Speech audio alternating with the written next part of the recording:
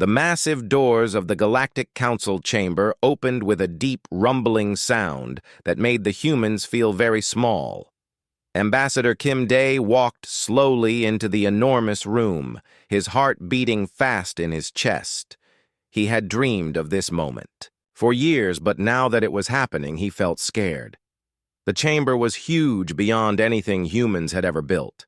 The ceiling stretched up so high that clouds formed near the top. Floating platforms held different alien species, and each one looked down at the humans like they were insects. The walls were made of some kind of crystal that glowed with soft blue light. Kim Dae looked around at the other beings in the room and felt his confidence disappear. The Vrakons were massive reptilian creatures that stood 12 feet tall. Their scales were dark green, and their eyes glowed red like burning coals.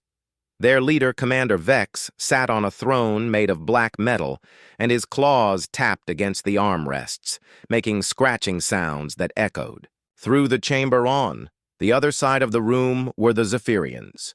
These insect-like aliens had 4 arms, each ending in sharp claws.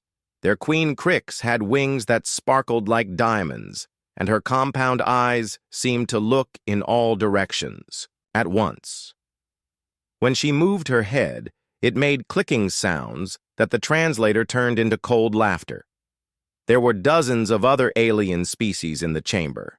Each one represented a civilization that controlled hundreds of star systems. They had weapons that could destroy planets and ships that traveled faster than light. To them, humans were nothing more than primitive creatures who had just learned to leave their home world. Kim Dae sat down at the crystal table that was in the center of the chamber. His aide Lee Sun stood behind him, carrying a simple black case. The other humans in their group looked nervous and small compared to the aliens around them. Earth had sent its best diplomats, but they all felt like children in a room full of giants. Commander Vex stood up from his throne, and the entire chamber fell silent. His voice was deep and rough like rocks grinding together. When he spoke, the translator made his words sound even more threatening than they already were. "You tiny pink creatures think you belong here," he said, pointing one massive claw at Kim Dae. "You have no right to sit among warriors. Your species has never conquered another world. You have never destroyed your enemies from orbit. You are weak and pathetic." The other aliens began making sounds that the translator turned into laughter. Some of them pounded their fists or claws on their platforms. Others made hissing or clicking noises. The sound filled the enormous chamber and made the humans feel even. Smaller Queen Crix spread her wings wide and flew down from her platform to land near the human delegation. Her compound eyes reflected the blue light from the walls, making her look even more alien and frightening. "Tell us about these weapons your species thinks are so special," she said, her voice dripping with contempt. "We have heard rumors that you are proud of your primitive guns. Show us these toys so we can see what passes for technology on your backward planet." Lee Sun looked at Kim Dae, who nodded slowly. Lee Sun opened the black case and pulled out a standard military rifle. The weapon looked plain and simple next to all the glowing alien technology in the chamber. It was just metal and wood with no energy fields or floating parts. Aliens leaned forward to get a better look at the human weapon and immediately began laughing even harder.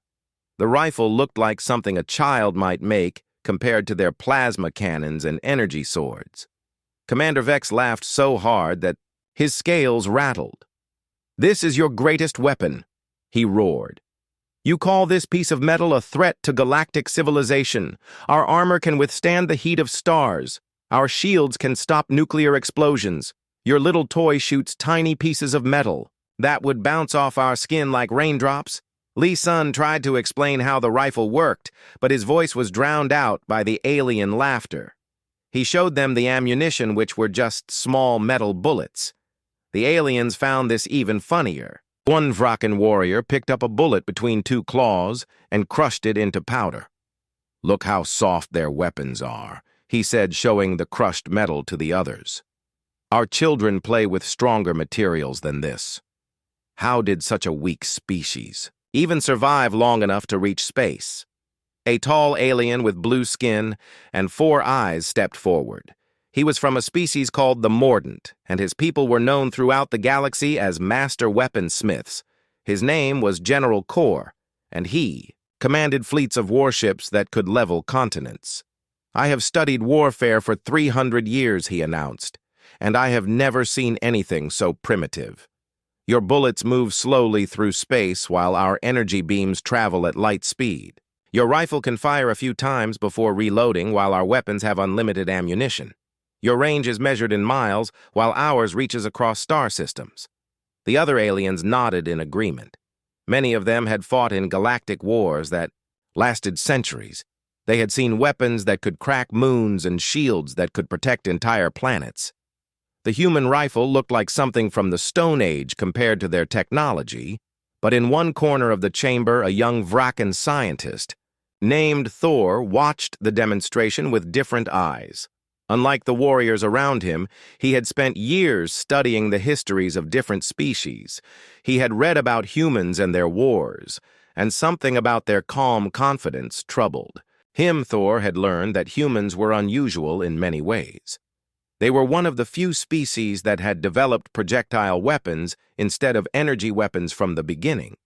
Most civilizations discovered energy manipulation early and never bothered with primitive bullets, but humans had spent thousands of years perfecting the art of throwing things at their enemies.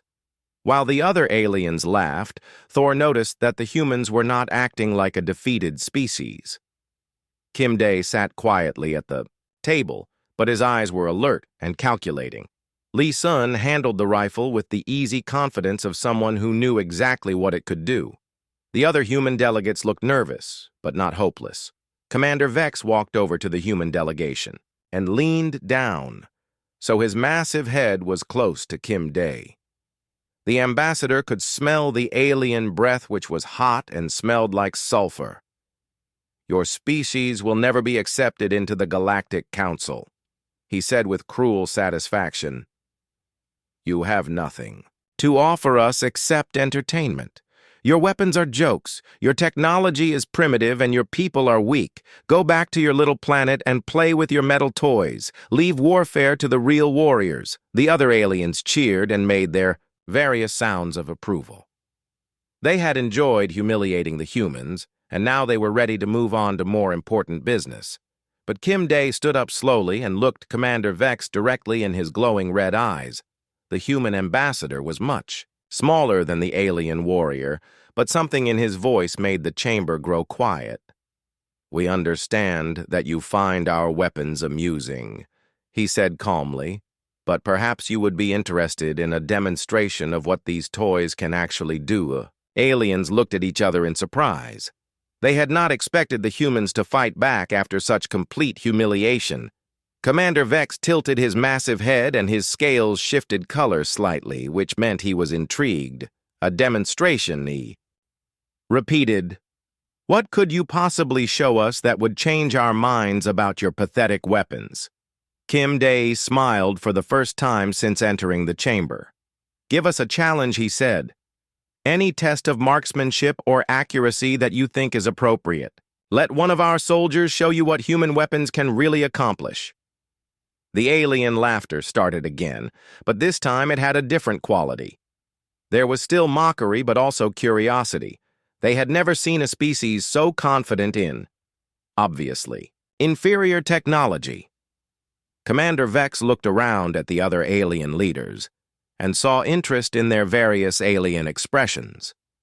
"Very well," he said, his voice rumbling through the chamber. "We will prepare a test that will show the galaxy once and for all how weak human weapons truly are. When you fail, everyone will know that your species belongs at the bottom of galactic civilization," as the aliens began discussing what kind of impossible test to create. Thor, the young scientist, continued watching the humans. He had a growing feeling that these small pink creatures were about to surprise everyone in ways they could not imagine. 3 days had passed since the humans first showed their rifle to the Galactic Council. The mockery had not stopped but had grown worse. With each passing hour, news feeds across hundreds of worlds showed images of the pathetic human weapon next to the mighty energy cannons of the galaxy. The headlines were all the same. Weak Earth species brings toys to Galactic War Council. Kim Day sat in his small quarters aboard the human diplomatic ship, reading the reports from Earth. The human government was angry that their first contact with aliens had become a joke across the galaxy. Military leaders were demanding that the diplomats return home immediately before making things worse. But Kim Day knew that leaving now would mean humans would never be taken seriously by any alien civilization. They would be forever known as the species too weak to deserve respect. Earth would remain isolated while other worlds traded technology and formed alliances. Lee Sun entered the room carrying another message from the Galactic Council. Commander Vex wants to see you immediately, he said, his voice tight with worry. The other aliens are gathering for some kind of announcement. I think they are going to make the humiliation official. Kim Day straightened his uniform and followed Lee Sun back to the council chamber. When they arrived, they found hundreds of aliens already there. The floating platforms were packed with representatives from dozens of species. All of them seemed excited about something. Commander Vex stood at the center of the chamber holding a glowing crystal device that recorded everything he said. The crystal would broadcast his words to every civilized world in the galaxy, ensuring that billions of beings would hear what happened next. Beings of the galaxy, he announced, his voice echoing through the massive chamber. 3 days ago, we witnessed the pathetic weapons of a species that calls itself human. They showed us metal sticks that fire tiny projectiles and claimed these toys were instruments of war. The alien crowd made sounds of amusement and contempt. Many of them had seen the recordings of the human demonstration and found it as funny as the original audience. Commander Vex raised one massive claw to silence them before continuing. Today we will show the galaxy exactly how weak these humans truly are, he declared. I hereby issue a formal challenge to the human delegation. If they truly believe their primitive weapons have any value, let them prove it. Queen Crix flew down from her platform and landed next to Commander Vex. Her wings spread wide as she addressed the crowd.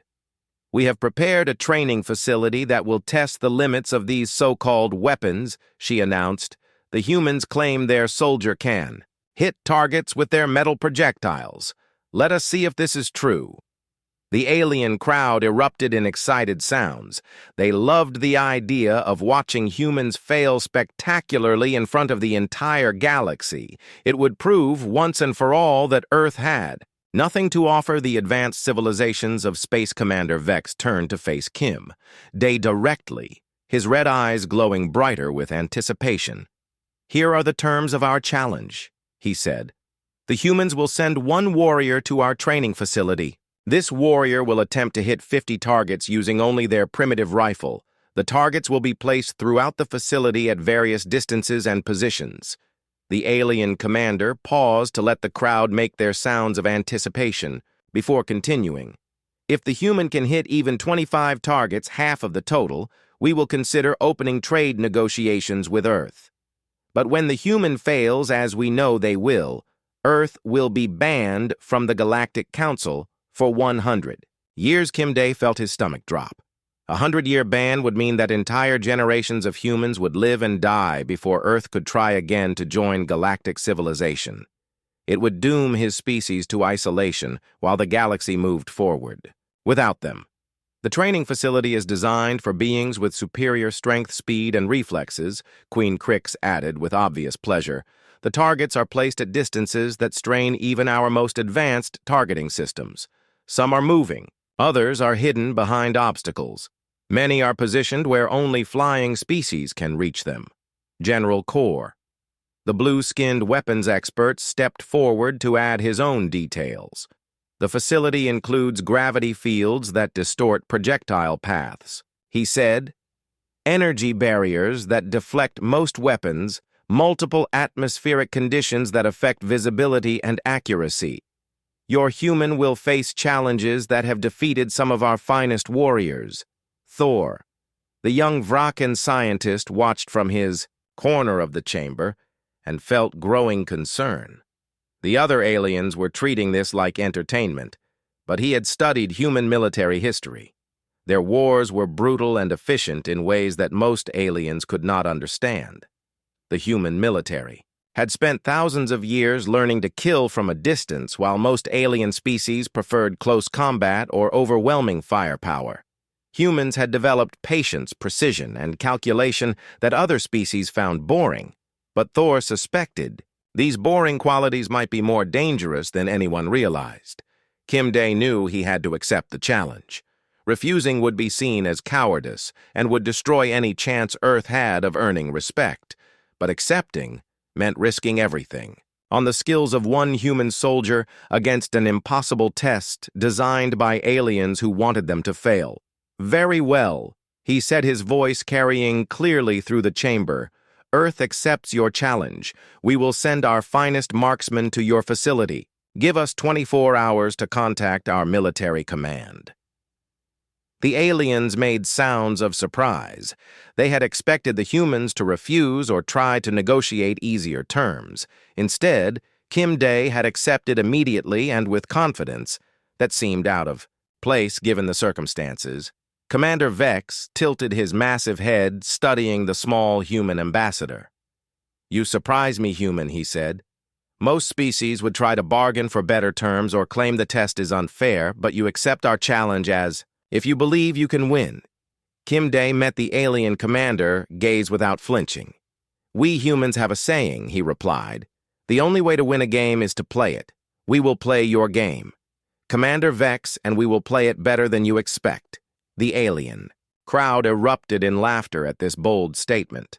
They found it hilarious that such a small, weak species could be so confident in the face of certain defeat. But Thor noticed that none of the humans looked worried. They looked determined. 24 hours later, a single human transport ship arrived at the alien facility.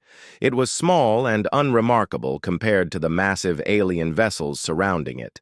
When the docking bay opened, only one person emerged, carrying a simple bag and a long black case. The aliens crowded around to see the human champion they would be facing. Park Jin was a quiet man in his 30s with steady eyes and calloused hands. He wore simple military clothing with no decorations or signs of rank. The aliens were puzzled by his ordinary appearance. "This is your greatest warrior," Queen Crix asked in disbelief. "He looks like he could barely carry our smallest weapon.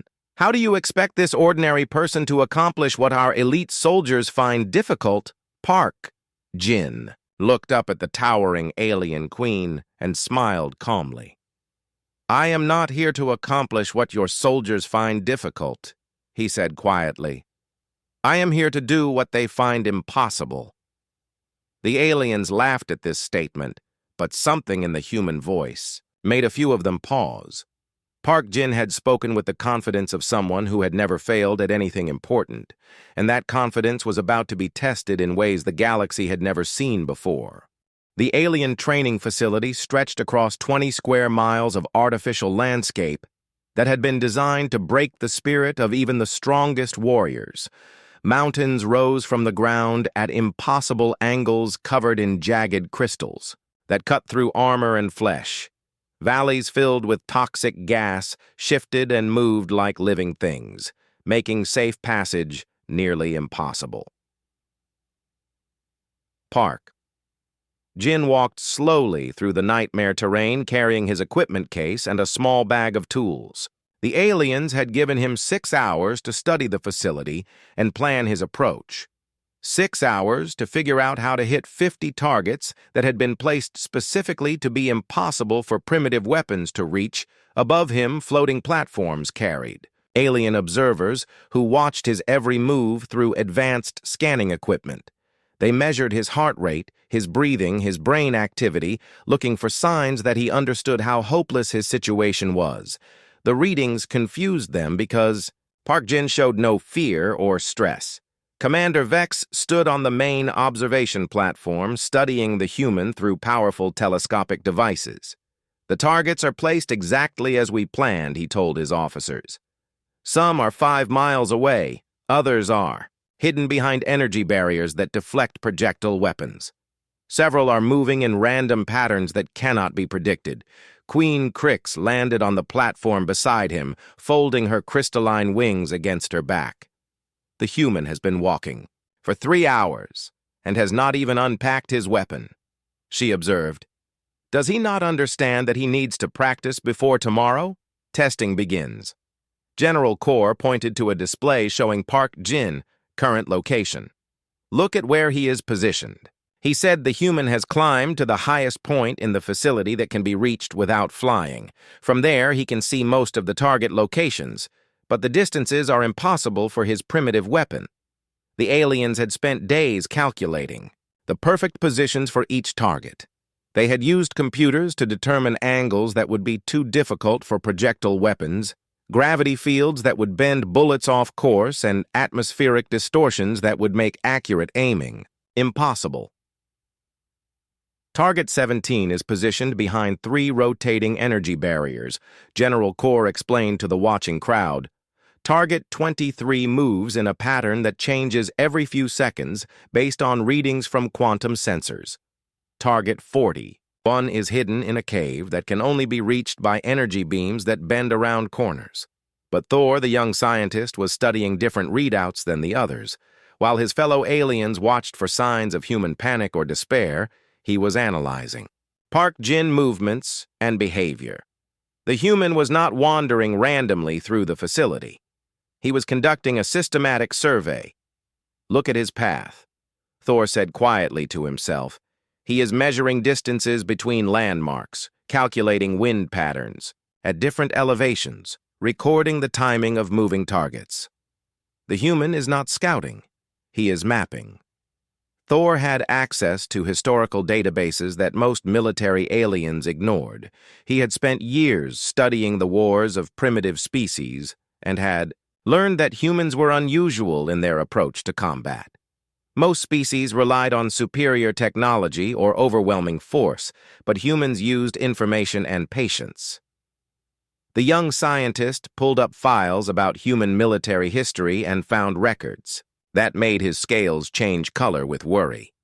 Humans had a type of soldier called a sniper, who specialized in killing from impossible distances. These warriors could wait motionless for days studying their targets before taking a single perfect shot. Meanwhile, Park Jin had found a sheltered spot where he could work without alien observers seeing exactly what he was doing. He unpacked his rifle with the careful movements of someone who had performed this task thousands of times. The weapon was old by Earth standards, but it had been modified in ways the aliens could not detect. The rifle scope contained advanced electronics disguised to look like simple optical lenses. The ammunition appeared to be basic metal bullets, but each one had been precisely manufactured to exact specifications that would maximize accuracy at extreme range. Park Jin himself had capabilities that the aliens' medical scans had missed. His brain had been trained through years of practice to perform calculations that would challenge computers. He could account for wind speed, temperature changes, atmospheric pressure, gravity variations, and target movement simultaneously. His eyes could detect tiny details at distances that seemed impossible for organic visionaries. Night fell over the alien facility park. Jin set up a small camp and began the most important part of his preparation. He established communication with Earth Military Command using equipment hidden in his supply pack. The conversation was brief, and technical wind speed varies from 2 to 15 miles per hour, depending on elevation. He reported gravity is 0.87, Earth normal, decreasing to 0.62 at maximum target distance. Atmospheric density is consistent, but includes electromagnetic interference from alien technology. The response from Earth was immediate. "We have calculated firing solutions for all reported conditions," the voice said. "Uploading trajectory data now." Weather patterns suggest optimal shooting window. Will be at dawn, when atmospheric disturbance is minimal. Park Jin received data packets containing precise measurements for every shot he would need to make. The information had been calculated by military computers and verified by the best marksmen on Earth. But the success of tomorrow's demonstration would depend on his ability to execute the shots perfectly. The alien guards assigned to watch him reported that the human was talking to himself and arranging equipment in strange patterns. They assumed he was nervous or possibly losing his mind from the stress of facing an impossible challenge. None of them understood that Park Jin was calibrating instruments and memorizing firing solutions as the alien night sky filled with unfamiliar stars. Park Jin lay quietly in his small shelter and reviewed everything he had learned about the facility. He knew the location of every target, the timing of every moving obstacle, and the exact conditions he would face at dawn.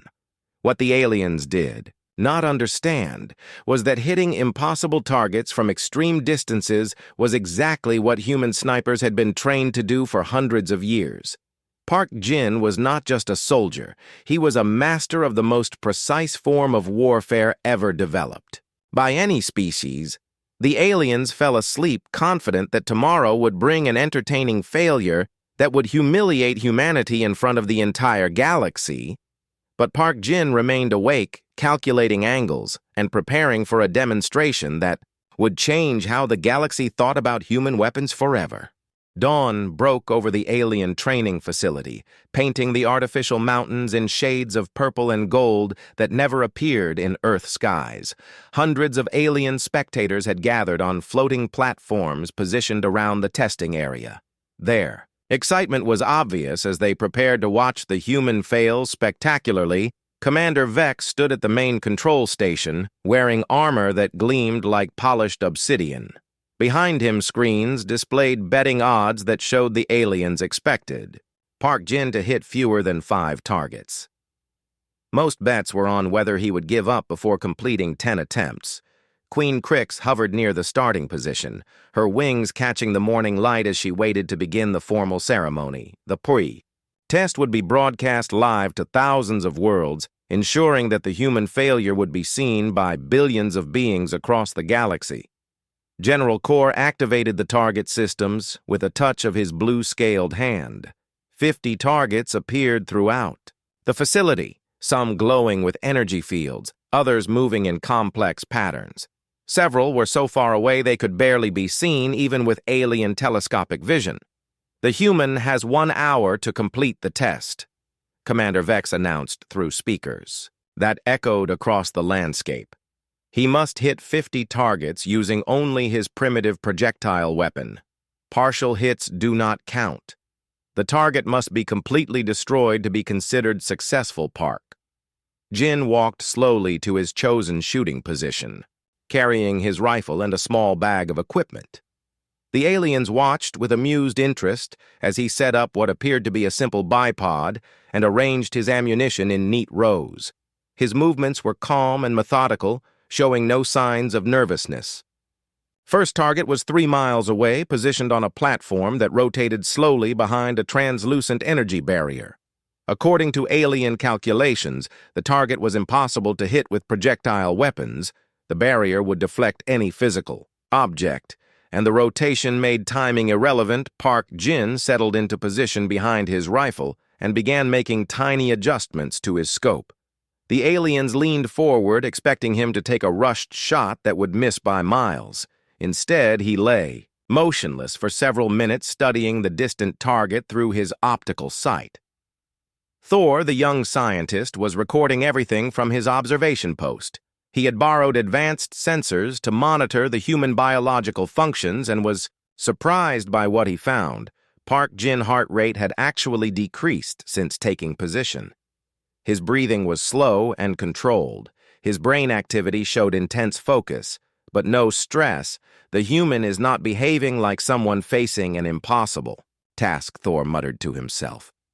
Most beings show panic or desperation when confronted with certain failure. This one shows the biological signs of a predator about to strike on the main platform. Commander Vex was growing impatient. Begin when ready. Human, he called out. We do not have all day to watch you prepare for failure. Your species has already wasted enough of our time. Park. Jin did not respond immediately. Instead, he continued his careful observation of the first target. The rotating platform completed one full cycle every 47 seconds. The energy barrier flickered slightly, every 12.3 seconds as its power source cycled.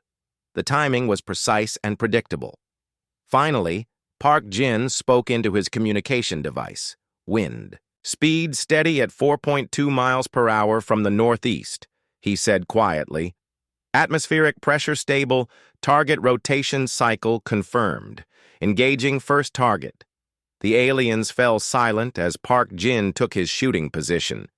His finger found the trigger, and he began the breathing pattern that snipers had used for centuries. Inhale, hold, exhale, hold, fire. The sequence was as natural to him as walking. The crack of the rifle was sharp and sudden in the morning air.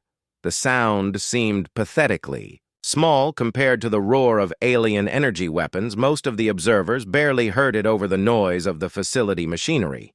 For a moment, nothing seemed to happen. Then the distant target exploded in a shower of sparks and metal fragments. The silence that followed was complete and absolute. Hundreds of alien minds tried to process what they had just witnessed. The target had been 3 miles away behind an energy barrier rotating unpredictably. Yet somehow the primitive human weapon had destroyed it completely. Commander Vex stared at his instruments in disbelief. The readings showed that the human projectile had passed through a gap in the energy barrier rotation that lasted only 0.03 seconds. The timing required was beyond the capability of most alien targeting computers. Impossible. He whispered, his voice barely audible through the speakers. The energy barrier was set to maximum deflection. Projectile weapons cannot penetrate energy shields. But Thor had been watching more carefully than the others. Commander, he said urgently, the human did not shoot through the shield. He calculated the exact moment when the barrier rotation would create a gap aligned with the target position. The precision required is extraordinary. A murmur ran through the alien crowd as this explanation spread. Some observers began looking at Park Jin with new interest rather than amusement. They had expected to see desperation and failure. Instead, they were witnessing calculation and skill that bordered on the impossible. Park Jin calmly adjusted his position and acquired the second target. This one was 4 miles away, moving in an erratic pattern designed to be unpredictable. The target used quantum randomization to change direction every few seconds, making it theoretically impossible to hit with any weapon that required travel time. The human sniper studied the moving target for 2 full minutes while the aliens waited with growing tension. They could not understand why he was taking so long when the target movement was supposed to be random and unpredictable. But Park Jin had noticed something the alien designers had missed. The quantum randomization system had a subtle flaw. Every 7th direction change followed a pattern based on the system's internal timing. The flaw was tiny, lasting only fractions of a second, but it was predictable. Park Jin fired his second shot with the same calm precision as the first. The bullet traveled for almost 3 seconds before reaching its target. During that time, the target changed direction twice, following its random pattern exactly as programmed. The projectile struck the target at the exact moment it entered the predictable phase of its movement pattern, destroying it completely. The alien observers erupted in shocked sounds of disbelief. 2 impossible shots in a row suggested that something was happening that their understanding of warfare could not explain. The betting odds began to shift as some aliens realized they might be witnessing something unprecedented. Commander Vex found himself leaning forward, studying the human with new attention. This was not the entertainment he had expected. It was becoming something else entirely. Park Jin was not. Just hitting targets, he was solving problems that alien engineers had designed to be unsolvable as Park Jin prepared for his third shot. The mood in the facility began to change. The mockery was fading, replaced by curiosity, and the first hints of respect. The aliens were starting to understand that they might have underestimated human weapons and the warriors who used them. By the 15th target, the alien facility had fallen into an eerie silence that was broken only by the sharp crack of Park Jin rifle and the distant explosions of destroyed targets. What had begun as entertainment was transforming into something none of the observers had expected to witness. The targets Park Jin was hitting should have been impossible for any projectile weapon to reach. Several were hidden behind multiple barriers, others moved at speeds that challenged even energy weapons to track. A few were positioned in locations that required the projectile to follow curved paths around obstacles, yet every shot found its mark with mechanical precision. Commander Vex stood at his control station studying readouts that made no sense. According to everything he knew about warfare, Target 11 had been positioned in a canyon where crosswinds created unpredictable air currents. The human projectile had somehow compensated for wind changes that occurred after the bullet was fired. How? Is he adjusting for conditions that change during bullet flight time? Commander Vex demanded of his technical staff. Our own guided missiles have difficulty with those wind patterns. The answer came from Thor, who had been analyzing every shot with scientific instruments. The human is not reacting to changing conditions, he said quietly. He is predicting them. Look at these atmospheric readings. He has calculated wind pattern changes 3 seconds in advance. General Corps moved closer to study. The data himself. That level of atmospheric prediction requires quantum weather modeling, he said in disbelief. No organic brain can process that much environmental data simultaneously. But as they watched Park Jin take his 20th shot, they realized that human capabilities were beyond their understanding. The sniper was not just hitting targets, he was demonstrating mastery of physics that alien computers found challenging. Target 20 had been positioned behind a series of prismatic crystals that bent light and distorted vision. The alien designers had assumed that visual distortion would make accurate aiming impossible, but Park Jin had compensated for the optical effects and placed his shot perfectly. The alien crowd was no longer making sounds of amusement. Instead, they watched in fascination as each impossible shot found its target. Some observers had begun taking detailed recordings to study later, trying to understand techniques that challenged their knowledge of ballistics. Park Jin moved through targets 21 through 30. With the same methodical precision, each shot was preceded by careful observation and minute adjustments to his rifle position.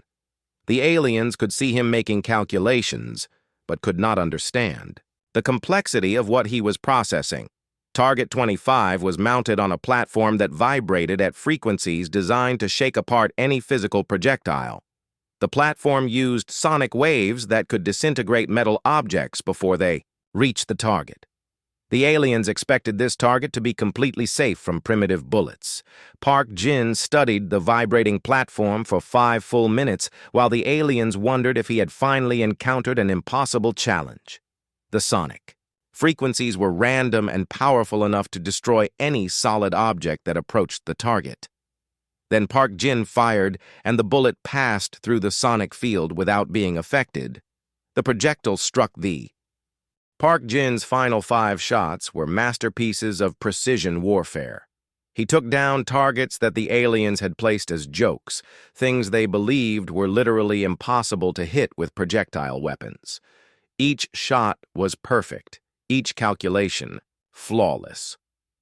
When the last target fell, the training facility remained silent for long minutes. Finally, Commander Vex stepped down from his observation platform and walked across the field to where Park Jin was packing his rifle. The massive Vrakan warrior stopped 10 feet away and performed a deep bow, the highest honor his culture could offer to a fellow warrior. "I have commanded armies across 1,000 worlds," he said, his voice carrying no trace of its earlier mockery. I have never seen such precision, such control. You fight with mathematics and patience instead of strength and fury. Other alien commanders followed, each offering their own cultural expressions of respect. Park Jin accepted their gestures calmly, then spoke for the first time since the demonstration began. "This rifle is 300 years old by Earth standards," he said simply. "Our weapons have improved since then. Our training has become more advanced. And there are 10 million soldiers on Earth who can make shots like this." The lie about the numbers was small, but the effect was immediate. "Queen." Crick stepped forward, her mandibles clicking in what Park Jin now realized was not laughter, but nervous excitement. "Your species fights from impossible distances with perfect accuracy," she observed.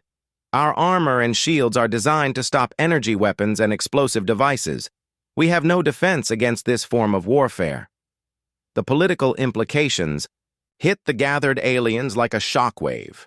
Every military doctrine in the galaxy assumed that advanced civilizations would use energy weapons. None of their defenses were designed to stop high-velocity projectiles fired from extreme range by soldiers who could calculate impossible shots in their heads.